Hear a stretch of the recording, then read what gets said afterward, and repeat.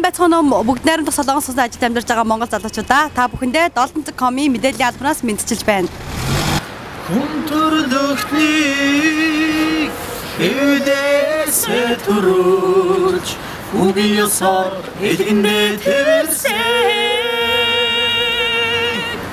ихэж тандаа бид хайртай ихэж тандаа хайртай болохоор ихэж та мөнхнастай